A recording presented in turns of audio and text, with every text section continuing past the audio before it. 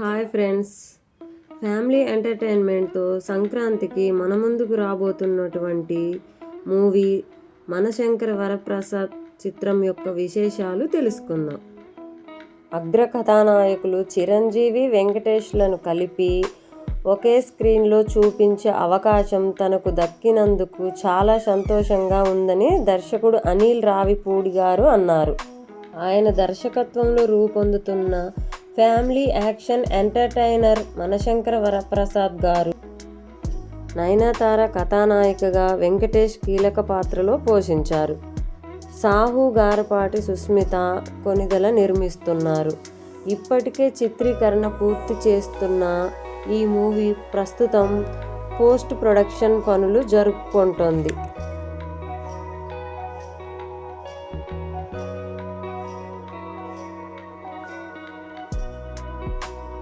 ఈ ఈవెంట్ పెట్టడానికి కారణం మూవీ విడుదల తేదీని ప్రకటించడమేనని నిర్మాత సాహు గారపాటి అన్నారు.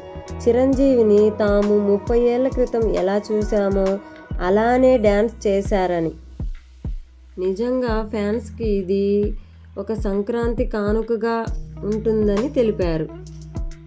అదేవిధంగా సంక్రాంతి బరిలో ఉన్నటువంటి మరొక చిత్రం యొక్క విశేషాలు తెలుసుకుందాం. శివకార్తికేయన్, శ్రీలీల ప్రధాన పాత్రల్లో సుధా కొంగర తెరకెక్కిస్తున్న చిత్రం పరాశక్తి. రవిమోహన్, అథర్వ తదితరులు కీలక పాత్రలు పోషిస్తున్నారు. ఇప్పటికే చిత్రీకరణ పూర్తి చేసుకున్న ఈ మూవీ సంక్రాంతికి కానుకగా ప్రేక్షకుల ముందుకు రానుంది. ముందు అనుకున్న షెడ్యూల్ ప్రకారం ఈ చిత్రాన్ని జనవరి 14న విడుదల చేయనున్నట్లు ప్రకటించారు. ఇప్పుడు ఇంకాస్త ముందుగానే పరాశక్తి ప్రేక్షకులను పలకరించనుంది.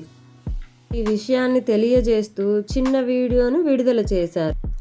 ఆకాష్ భాస్కర్కు చెందిన డాన్ పిక్చర్స్ 150 కోట్ల బడ్జెట్తో పరాశక్తిని నిర్మిస్తుంది. పరాశక్తి విడుదల తేదీ మారటంలో తమిళ బాక్సాఫీస్ వద్ద ఆసక్తికర పోటీ నెలకొంది. హెచ్ వినోద్ దర్శకత్వంలో అజయ్ నటిస్తున్న జననాయగన్ జనవరి 19న విడుదల చేయనున్నట్లు ప్రకటించడంతో తమిళ బాక్సాఫీస్ లెక్కలు మారాయి. 2 భాషల్లో విడుదలవుతున్న పరాశక్తికి థియేటర్స్ దొరకడం కాస్త కష్టమే. ఎందుకంటే సంక్రాంతి పండుగ ముందు రోజులు ఇక్కడ వరుస సినిమాలు సందడి చేయనున్నాయి. ఈ క్రమంలో అప్పుడు రావడం సరైన నిర్ణయం కాదని చిత్ర బృందం భావించింది. దీంతో విడుదల తేదీని కాస్త ముందుకు జరిపినట్లు తెలుస్తుంది. తెలుగులో జనవరి 19న ప్రభాస్ మూవీ ది రాజా సాబ్ సంక్రాంతికి రిలీజ్ అవబోతున్నటువంటి మూవీల లిస్ట్ని అయితే చూద్దాం. జనవరి 19న ప్రభాస్ గారి మూవీ ది రాజా సాబ్ విడుదలకు రెడీగా ఉంది. జనవరి 12న చిరంజీవి గారి మూవీ మనశంకర వరప్రసాద్ గారు. అదేవిధంగా జనవరి 13న రవితేజ గారి మూవీ భర్త మహాశయులకు విజ్ఞప్తి.